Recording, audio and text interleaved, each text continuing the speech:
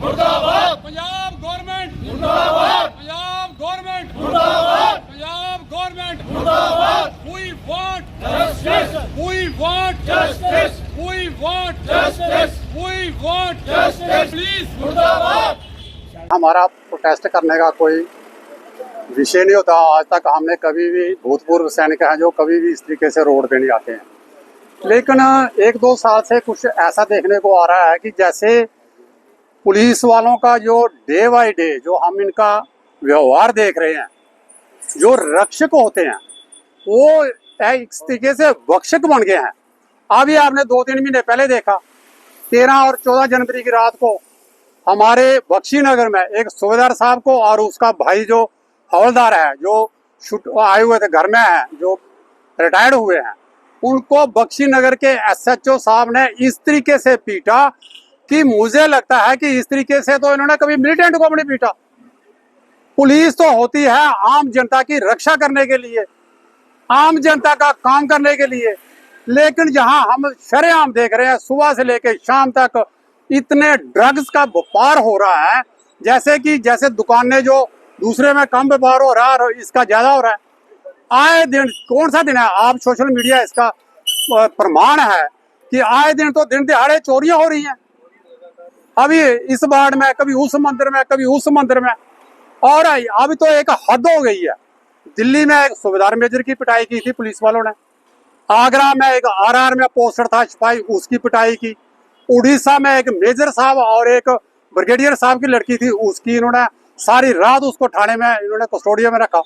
और उसके बावजूद जो हमारे जम्मू में हुआ, और अभी 2-4 दिन पहले जो पटियाला में हालात हुई है, एक कर्नल साहब ऑन ड्यूटी और अपने बेटे के साथ गाड़ी लगा करके साइड में खड़े हैं, और उनको एक नहीं, दो नहीं, 4 तो इंस्पेक्टर थे पंजाब पुलिस के, और उनके साथ 8 जवान थे। और उनका जो वीडियो है सोशल मीडिया पे जो सर्कुलेट हो रहा है, इवन के नेशनल मीडिया के ऊपर भी जो हो रहा है, उसको देख करके तो रोंगटे खड़े हो जाते हैं।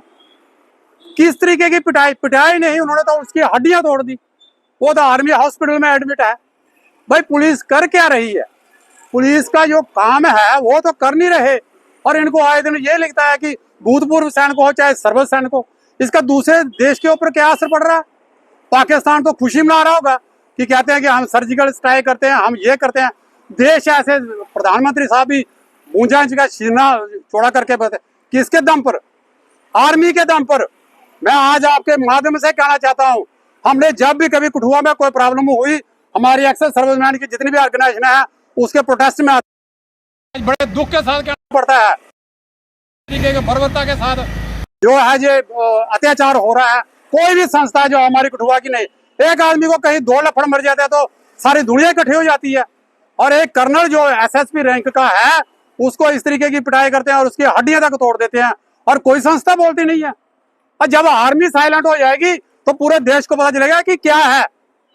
हम ये कहना चाहते हैं, हमने पहले भी जो जनवरी महीने में जो इंसिडेंट हुआ था, हमने एडमिनिस्ट्रेशन को भी चिताया था और सबको कहा था कि भाई हम इसलिए प्रोटेस्ट कर रहे हैं, किसी के विरोध में नहीं कर रहे, सारी पुलिस को बदनाम नहीं कर रहे, लेकिन जो इस तरीके के एलिमेंट हैं उनको ऐसी सजा दीजिए कि जो पूरे देश में नहीं विदेश तक में भी उसकी एक एग्जाम्पल सेट हो, ताकि ऐसी घटना आगे नहीं हो। इसी के साथ मैं आपका मीडिया वालों का बहुत बहुत धन्यवाद करता हूँ। जय एक्सर्समैन वेलफेयर एसोसिएशन कठुआ।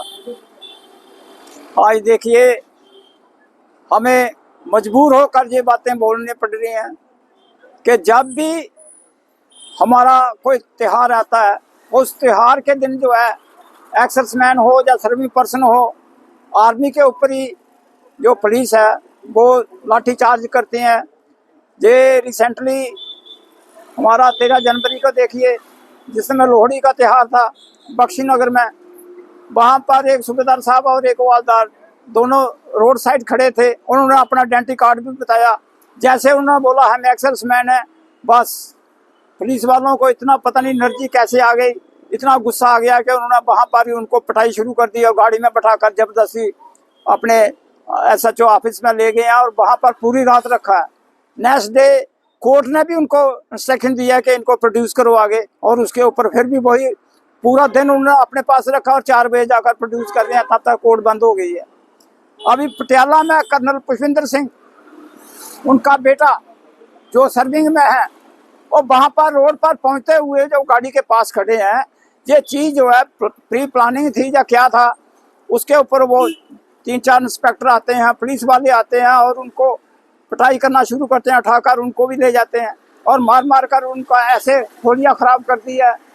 अरे एक कर्नल रैंक का आदमी है, उसका बेटा है, या उसकी फैमिली है, या जो नज़दीक जो दुकानदार हैं, जो सिविल लोग हैं, उनके ऊपर उसका क्या इफेक्ट पड़ेगा? वो क्या सोचते हैं कि ये जो एक्सर्समैन है या सर्विंग पर्सन है, अगर पुलिस इनकी पिटाई कर रही है तो हम लोग क्या समझते हैं इनको?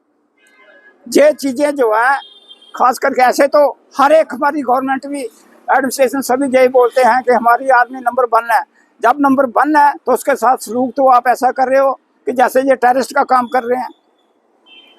जो पुलिस को काम करना चाहिए, जो वेलफेयर की चीज़ें लोगों को देखनी चाहिए, कि लोगों के साथ मेल मिलाप करना चाहिए, तो वो तरीका छोड़कर लाठीचार्ज शुरू कर देते हैं और आर्मी के साथ और खास करके एक्सर्समैन के साथ जो है ऐसा सलूक करते हैं। तो हम इनको चेतावनी देते हैं कि अगर ऐसा तरीका चलता रहा तो आने वाले समय में आर्मी में ऐसी आग लगेगी जो बुझा नहीं सकते हो, और फिर गवर्नमेंट को पता चल जाएगा कि कैसे होता है इसका काम, कैसे नहीं। जय हिंद, जय भारत। हम लोग एक डिसिप्लिन के सूत्र में बंधे हुए लोग हैं, जैसे आर्मी में थे अभी भी वैसे ही, परंतु बड़ा दुख होता है, मन को कष्ट होता है जब इस किस्म की घटनाएं, जैसे हमारे माननीय वाइस चेयरमैन साहब, प्रेसिडेंट साहब ने बखान किया है कि एक सच्चाई है, सदाकत है जिसको बोलते हैं कि अति सर्वत्र वर्जते, अति जो होती है वो अच्छी नहीं होती।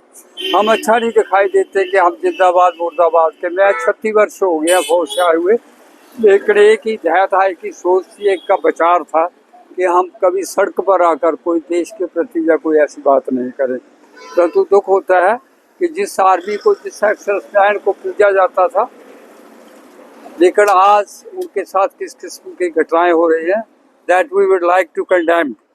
और इसमें क्या आता है, इसमें पुलिस का काम है, लेकिन ऊपर वाले पुलिस के ऊपर भी तो कोई कंट्रोल है। उनको चाहिए कि अगर हम टाइम टू टाइम गा इन बातों को आपके संज्ञान में लाते हैं तो इसके ऊपर माथन भी होना चाहिए और विचार भी होना चाहिए कि इसके ऊपर क्या किया जाए। जो एक कर्नल के रैंक का, जिसका एक जेडी के, मैं एसएसपी तो बोलूँगा नहीं, एक ऐसी रिस्पेक्टेबल जगह पर जो फौजी एक देशभक्त आदमी है, उसके साथ, देशभक्त के साथ इस किस्म की घटनाएं होती हैं तो कब तक हम बर्दाश्त करेंगे? दुख तो होता है, हम भी कहते हैं that we would like to condemn, के हम नहीं चाहते। हम इतने से अगर 100-200 आदमी, हम भी तो रोड बंद कर सकते थे, इसी बात के ऊपर 1 घंटा बैठ सकते, लेकिन क्यों? क्योंकि हम समझते हैं कि तकलीफें क्या होती हैं। हम एडमिनिस्ट्रेशन की भावनाओं को भी समझते हैं तकलीफ, लेकिन एडमिनिस्ट्रेशन को चाहिए कि अगर जहाँ से अगर कोई बात, एक शब्द भी निकलता है तो उसके ऊपर वो संज्ञान लेने की कोशिश करें। ये नहीं कि उसके लिए, हम तो चाहते हैं कि हालात हमेशा अनुकूल बने रहें, प्रतिकूल तो चाहते नहीं हैं। लेकिन अगर इसकी की घटनाएं होती रही तो सचमुच कहता हूँ कि ये अच्छी बात नहीं है, neither for the country nor for us. हमारे लिए भी, कंट्री के लिए भी अच्छा नहीं है, एडमिनिस्ट्रेशन के लिए भी अच्छा नहीं है। एक आदमी अगर ये कर, मैं कहता हूँ हम सब कुछ कर सकते हैं, हमको वो है सब कुछ कर सकते हैं, लेकिन नहीं, क्योंकि एक आदमी हॉस्पिटल को जा रहा है, किसी की और बेचारे की पीड़ा है, हम रोड बंद करेंगे, वो करेंगे, तो फिर हमारे में और लोगों में क्या फर्क होगा? तो मैं आप लोगों के माध्यम से यही अपनी एडमिनिस्ट्रेशन को और इस गवर्नमेंट को, पूरी को, सेंट्रल गवर्नमेंट को, अगर मेरी बात हमारे ऑनरेबल प्रधानमंत्री तक भी जाती है तो मैं I would like to request कि इस घटनाओं के ऊपर, मतलब मैं कहता हूँ अंकुश लगाइए। ये घटनाएं अच्छी नहीं है, ये देश के लिए अच्छी नहीं है। अगर एक जिन्होंने अपनी सेक्रीफाइस दी है, हमारे काल में 2-2, 3-3 युद्ध हुए हैं, हम उन युद्धों में लड़ाई लड़कर रहे, किसके लिए? Forward, for the sake of country itself, that we did it. कोई हिस्सा नहीं किया है, हम यही चाहते हैं, हम अभी भी यही चाहते हैं। अभी मुझे 36 वर्ष हो गया फौज से आए हुए, लेकिन एक ही भावना से काम कर रहे हैं कि how we should serve Kathua, how we should serve the अपनी कंट्री इंडिया। तो ये इनके ऊपर कंट्रोल लगाइए, अंकुश करिए इसकी। मैं कहता हूँ ये बातों में नहीं रहनी चाहिए। हमारी माननीय जहाँ की एडमिनिस्ट्रेशन को भी एक मतलब प्रार्थना है, हम कहते हैं, हम प्रार्थना करेंगे आपको कि हमें मजबूर नहीं करिए। हम नहीं चाहते कि आप हमें मजबूर करें, हम मजबूर हो गए तो हमने अपनी उसकी कोई परवाह नहीं है। हम सिर मजबूर हैं तो इस देश के लिए, भारत माँ के लिए, कि भारत माँ का कोई ऐसा अपमान हमारे माध्यम से ना हो। हमारी यही धारणा है, यही हमारी सोच है, और इस चीज़ के ऊपर संज्ञान लीजिए। और हमारे प्रधानमंत्री को, सेंट्रल गवर्नमेंट को हमारी एक मतलब तो प्रार्थना है कि इन बातों के ऊपर संज्ञान लीजिए, इन बातों के ऊपर कंट्रोल कीजिए।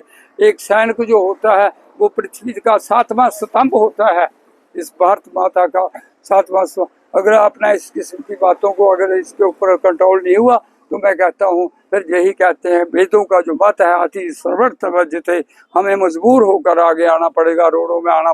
जब हम निकल पड़े तो फिर क्या कहते हैं, जब शर्म छोड़ दी तो फिर बाकी क्या रहेगा। Thank you very much.